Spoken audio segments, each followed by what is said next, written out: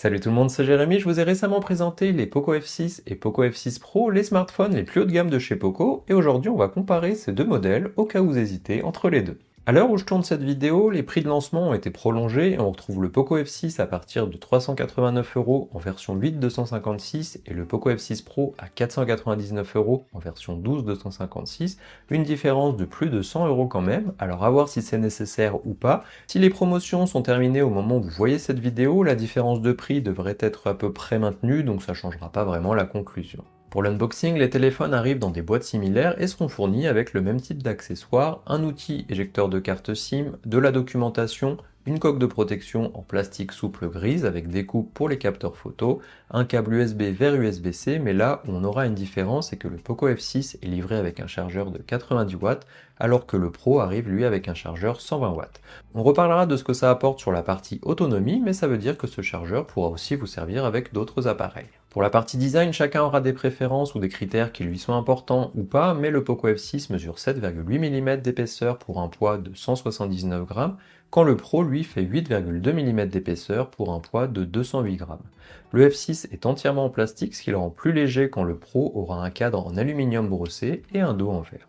Niveau couleur, le standard sera dispo en noir, vert et titane, alors que le Pro lui aura un revêtement texturé en blanc ou en noir. La disposition des modules photo est différente entre les deux modèles. Le Pro aura un aspect très proche du Poco X6 Pro, qui personnellement ne me plaît pas spécialement, car il ne permet pas de se distinguer de la gamme moins chère, si ce n'est des liserés dorés dans les capteurs. Le Poco F6 est IP64, ce qui le rend résistant à la poussière et protégé contre les éclaboussures d'eau, alors que le Poco F6 Pro est IP54, qui est donc protégé contre la poussière et les éclaboussures. C'est un petit peu moins en termes de résistance. Niveau connectique, ça sera similaire sur les deux. Sur le dessus, on a un micro et un émetteur infrarouge. Sur le côté droit, les boutons volume et power. Sur le dessous, le tiroir dual SIM, un micro, le port USB-C et un haut-parleur. On aura bien de la stéréo dans les deux cas, avec le haut-parleur situé au niveau de l'oreille pour le Pro, alors que pour le standard, il y a bien une grille pour haut-parleur sur le dessus. Dans mon cas, je préfère le design du F6, il est plus fin, plus léger, je préfère la disposition des capteurs photo, la couleur titane a l'air très sympa, il a une meilleure résistance IP et il a en plus une grille pour le haut-parleur sur le dessus. Pour le Pro, il a l'avantage d'avoir un dos en verre et un cadre en aluminium, ce qui est forcément un petit peu plus premium quand même. Pour l'écran, dans les deux cas, il mesure 6 pouces 67, ce sont des écrans plats AMOLED avec un taux de rafraîchissement de 120 Hz. On aura quelques avantages en plus sur le Pro, la résolution est d'1,5K sur le standard, quand le Pro pourra utiliser de la WQHD+. La luminosité maximum sera de 2400 nits en plein soleil sur le standard, contre 4000 nits sur le Pro. Le taux PWM est de 1920 sur le standard, contre 3840 Hz sur le Pro, ce qui peut limiter la fatigue oculaire. Par contre, la protection du standard est meilleure que le Pro car il utilise du Corning Gorilla Glass Victus, la dernière version, alors que le Pro a du Corning Gorilla Glass 5, une version un petit peu plus ancienne, ce qui est un petit peu étrange, et le menton du standard semble légèrement plus fin.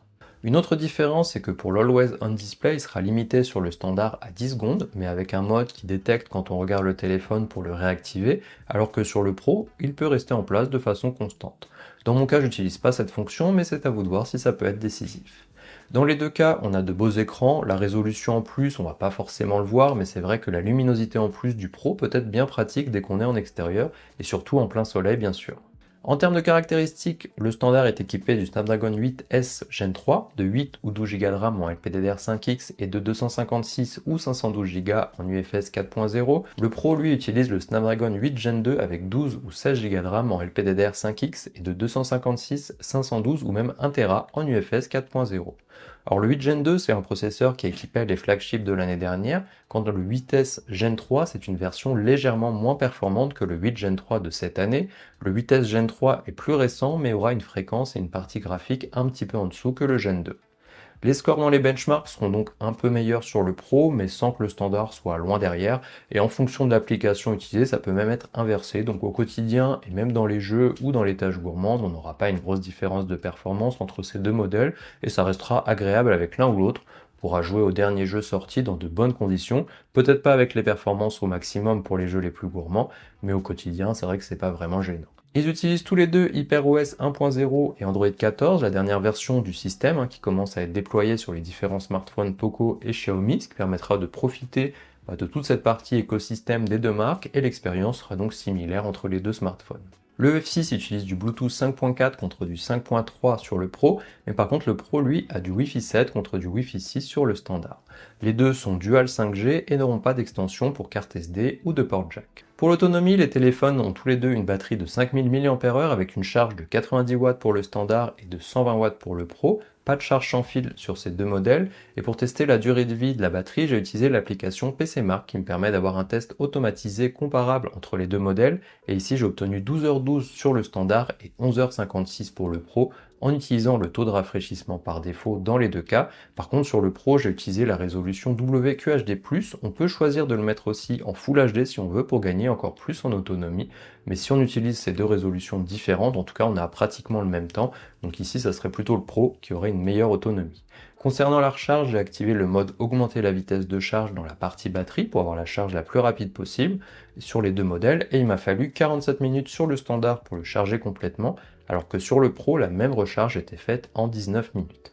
Ici, le Pro est meilleur que ce soit sur l'autonomie, mais aussi pour la recharge, qui au final est pratiquement 2 fois plus rapide. Si on s'intéresse à la partie photo et vidéo, le Poco F6 dispose d'un objectif principal de 50 mégapixels, le Sony IMX882, ultra grand angle de 8 mégapixels, l'IMX355 et d'un capteur selfie de 20 mégapixels. Pour le F6 Pro, il a lui aussi un capteur principal de 50 mégapixels, le Light Fusion 800, un ultra grand angle de 8 mégapixels, un capteur macro de 2 mégapixels et un capteur selfie de 16 mégapixels. Alors ce ne sont donc pas les mêmes capteurs principaux qui sont utilisés sur les deux appareils, même s'ils ont le même nombre de mégapixels, et celui du Pro est censé être meilleur. Il a aussi un capteur en plus avec le capteur macro, mais c'est pas forcément quelque chose d'indispensable je pense. Pour les résultats, je pense que le Poco F6 fait de meilleurs selfies grâce à son meilleur capteur et avec un champ de vision même un peu plus large. J'ai aussi beaucoup de selfies qui ont été ratés sur le Pro, comme s'il mettait plus de temps à prendre la photo, et du coup je me suis plus cadré en fait comparé au F6 où ça n'est pas du tout arrivé, donc je sais pas pourquoi ça prend plus de temps dessus. Pour l'ultra grand angle, ça me semble similaire entre les deux, avec un avantage sur le Pro quand même, et encore mieux de nuit sur le Pro. Et enfin, sur le capteur principal, c'est quand même le Poco F6 Pro qui a de meilleurs résultats, et ça sera vrai de jour comme de nuit.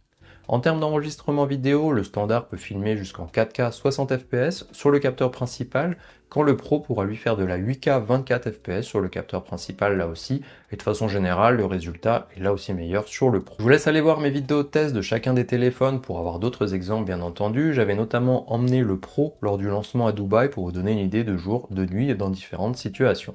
Alors en résumé, les performances sont similaires entre les deux appareils. La partie selfie sera meilleure sur le Poco F6 et aussi son design pour moi. Par contre, le Poco F6 Pro aura un meilleur écran, une meilleure partie photo et vidéo en utilisant les capteurs principaux, une meilleure autonomie, une meilleure recharge aussi avec le 120 watts. Donc c'est normal vu qu'il est plus cher, mais on aurait pu aimer avoir le meilleur selfie sur le Pro, ou encore la meilleure protection d'écran, ou encore la meilleure norme IP dessus, et plutôt d'avoir quelques inconvénients, on va dire, à prendre le standard, mais pas d'avoir des points forts sur le standard qui ne sont pas sur le Pro. De façon générale, ça sera deux bons smartphones dans tous les cas, et ensuite ça sera surtout ce que vous préférez et ce que vous jugez important sur ces différences, et bien entendu le budget que vous avez.